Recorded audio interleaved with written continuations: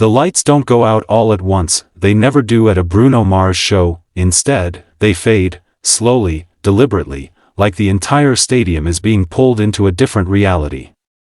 1 second, tens of thousands of people are screaming, phones raised, hearts racing, and the next, it's like the world itself is holding its breath. You feel it before you understand it. A low hum begins to vibrate beneath your feet. Not loud. Not obvious. But powerful. Like something massive is about to rise from beneath the stage. The kind of sound that makes your chest tighten just slightly, like anticipation has a physical weight. Then, silence, complete, and that's when it starts. A single spotlight cuts through the darkness, slicing across the stage like a blade.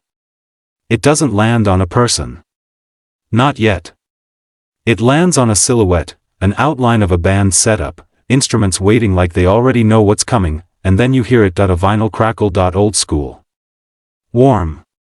Nostalgic. It feels like stepping into a memory you've never lived. The screen behind the stage flickers to life, not with bright visuals, but with grainy footage, golden tones, vintage textures. A city at night. Neon lights reflecting on wet pavement. A slow pan of a pink lowrider gliding through the streets. The aesthetic is unmistakable. Smooth. Romantic. Dangerous. The crowd begins to react, not explosively, but with a growing wave of realization. This isn't just a concert, this is a story. The bass hits, not hard, but deep. It rolls through the stadium like thunder heard from miles away. And suddenly, the silhouettes become real.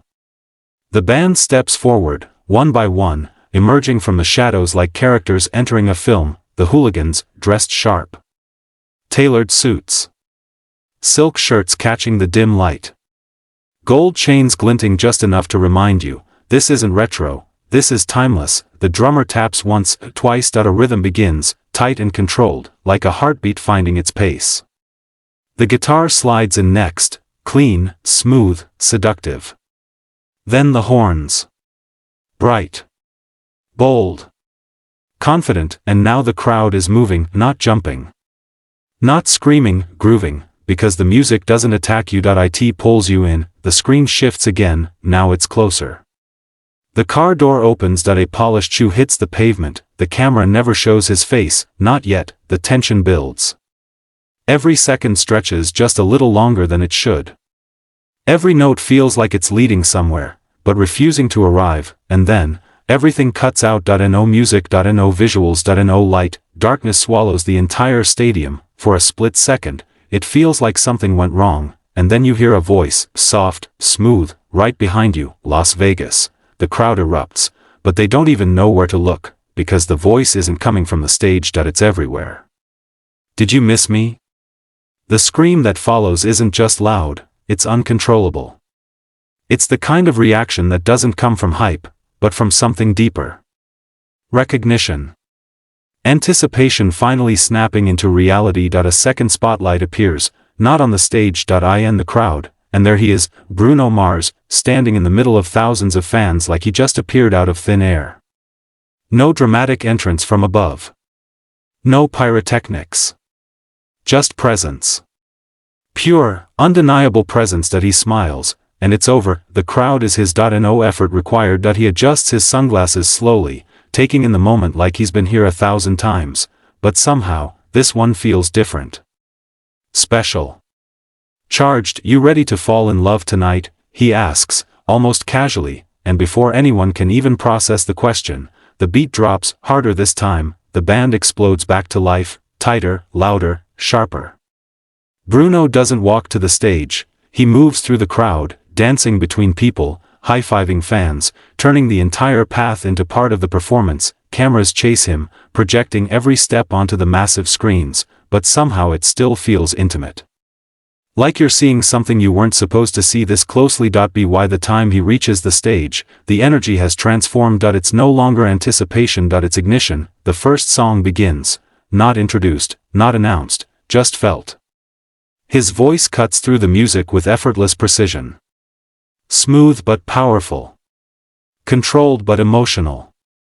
Every note lands exactly where it needs to, like he's not performing the song, he's reliving it. The choreography is subtle at first. A step here, a shoulder roll there, but it builds.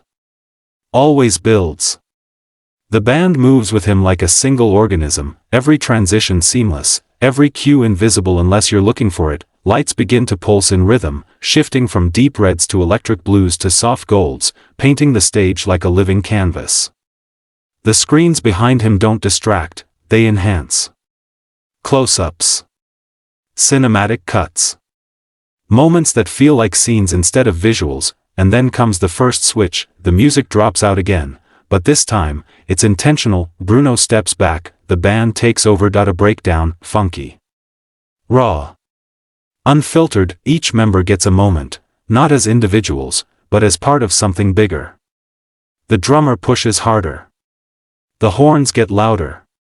The guitar bends notes like it's speaking a language only music understands, and Bruno, he watches, smiling, letting the moment breathe, because he knows something the audience is just starting to realize. This isn't about rushing, it's about control. When he steps back in, it's not louder, it's smoother, more dangerous. He lowers his voice, almost to a whisper, and somehow the entire stadium leans in. Tens of thousands of people, completely silent, hanging on to every word like missing a single syllable would ruin the experience. And that's when it hits you. You're not just watching a concert, you're inside it. The transitions between songs don't feel like transitions. They feel like chapters. Each one revealing a different side of the same story: love, temptation, heartbreak, confidence, nostalgia, all woven together without ever breaking the flow. At one point, the stage transforms completely, the lights dim to a warm amber glow. A bar setting appears on the screens. Jazz notes drift through the air. Bruno sits at the edge of the stage, microphone in hand, like he's about to tell you something personal, something real. The crowd quiets again. No one is scrolling. No one is distracted, because something about this moment feels fragile, important. He sings slower now. Softer. Letting the lyrics breathe. Letting the silence between them say just as much as the words themselves, and for a few minutes, the entire stadium becomes still, connected. Then, just when it feels like it might stay that way, he stands up, grins, and snaps his fingers. The illusion shatters, the beat slams back in, brighter, faster, louder than before. Lights explode across the stage. The band locks in instantly.